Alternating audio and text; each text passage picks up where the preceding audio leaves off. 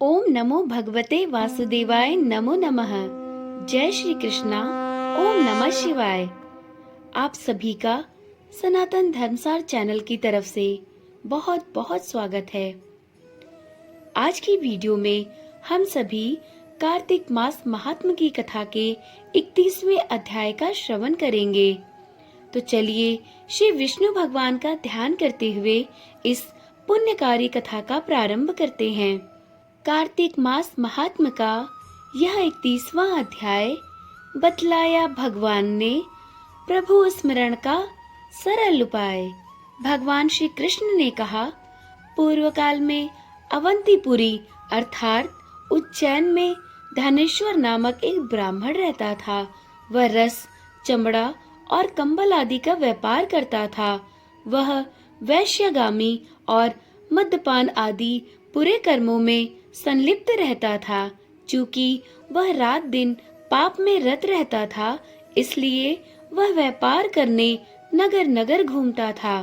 एक दिन वह क्रय विक्रय के कार्य से घूमता हुआ महिष्मतीपुरी में जा पहुंचा, जो राजा महिष ने बसाई थी।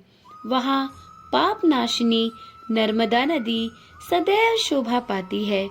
उस नदी के किनारे कार्तिक का व्रत करने वाले बहुत से मनुष्य अनेक गांव से स्नान करने के लिए आए हुए थे। धनेश्वर ने उन सबको देखा और अपना सामान बेचता हुआ वह भी 1 मास तक वहीं पर ठहरा। वह अपने माल को बेचता हुआ नर्मदा नदी के तट पर घूमता हुआ स्नान, जप और देवार्चन में लगे हुए ब्राह्मणों को निरंतर देखता रहता और वैष्णवों के मुख से भगवान विष्णु के नामों का कीर्तन भी सुनता रहता था। वह वहां रहकर उनको स्पर्श करता रहा, उनसे बातचीत करता रहा। वह कार्तिक के व्रत की उद्यापन विधि तथा जागरण को भी देखता रहा। उसने पूर्णिमा के व्रत को भी देखा कि व्रती ब्राह्मणों तथा गौओं को भोजन करा रहे हैं, उनको दक्षिणा आदि भी दे रहे हैं। उसने नित्य प्रति भगवान शंकर की प्रसन्नता के लिए होती दीपमाला भी देखी। त्रिपुर नामक राक्षस के 3 पुरों को भगवान शिव ने इसी तिथि को जलाया था।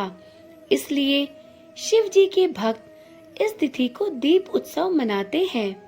जो मनुष्य मुझ में और शिव जी में भेद करता है, उसकी समस्त क्रियाएं निष्फल हो जाती हैं। इस प्रकार नर्मदा तट पर रहते हुए जब उसको 1 माह व्यतीत हो गया, तो एक दिन अचानक उसे किसी काले सांप ने डस लिया। इससे विहल होकर वह भूमि पर गिर पड़ा। उसकी यह दशा देखकर वहां के दयालु भक्तों ने उसे चारों ओर से घेर लिया और उसके मुंह पर तुलसी दल मिश्रित जल के छींटे देने लगे। जब उसके प्राण निकल गए, तब यमदूतों ने आकर उसे बांध लिया और कोड़े बरसाते हुए उसे यमपुरी ले गए। उसे देखकर चित्रगुप्त ने यमराज से कहा, इसने बाल्यावस्था से लेकर आज तक केवल बुरे कार्य ही किए हैं। इसके जीवन में तो पुण्य का लेश मात्र भी दृष्टिगोचर नहीं होता। यदि मैं पूरे 1 वर्ष तक भी आपको सुनाता रहूं, तो भी इसके पापों की सूची कभी समाप्त नहीं होगी। यह महापापी है, इसलिए इसको 1 कल्प तक घोर नरक में डालना चाहिए। चित्रगुप्त की बात सुनकर यमराज ने कुपित होकर काल नेमी के समान अपना भयंकर रूप दिखाते हुए अपने अनुचरों को आज्ञा देते हुए कहा, हे प्रेत सेनापतियों, इस दुष्ट को मुकदरों से मारते हुए कुंभीपाक नरक में डाल दो।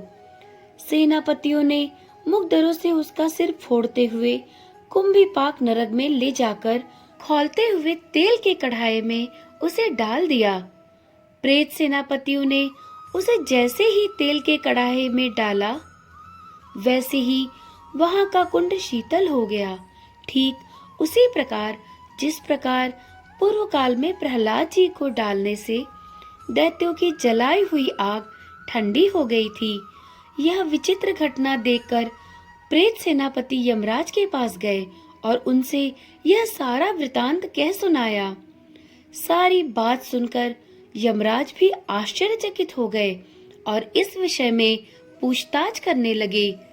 उसी समय नारद जी वहां आए और यमराज से कहने लगे, हे सूर्य नंदन, यह ब्राह्मण नरकों का उपभोग करने योग्य नहीं है।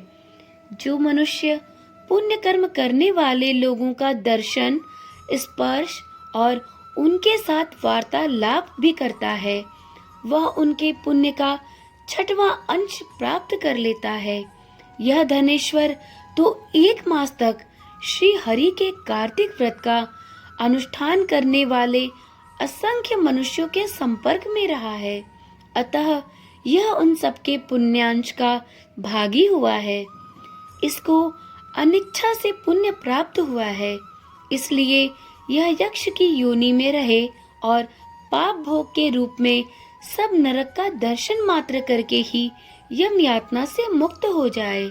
भगवान श्री कृष्ण ने कहा, हे सत्यभामा, नारद जी के इस प्रकार कहकर चले जाने के पश्चात धनेश्वर को पुण्यात्मा समझते हुए यमराज के दूतों ने उसे नरक दिखाने की आज्ञा दी। कार्तिक मास महात्म की कथा का 31वां अध्याय संपूर्ण हुआ। तो एक बार प्रेम से बोलिए, श्री विष्णु भगवान की जय, श्री नंद गोपाल की जय। वीडियो में सुनाई गई कथा यदि आपको रुचिकर लगी हो तो वीडियो को लाइक करें और इसके आगे की कथा सुनने के लिए इस चैनल को भी सब्सक्राइब करें। यदि आपने अभी तक इस चैनल को सब्सक्राइब नहीं किया है तो देर ना करें, इन कथाओं को निरंतर सुनते रहने के लिए इस चैनल को अवश्य ही सब्सक्राइब करें। तो चलिए कल मिलते हैं इस कथा के अगले अध्याय की कथा के साथ। ओम नमः शिवाय। जय श्री कृष्णा। राधे राधे।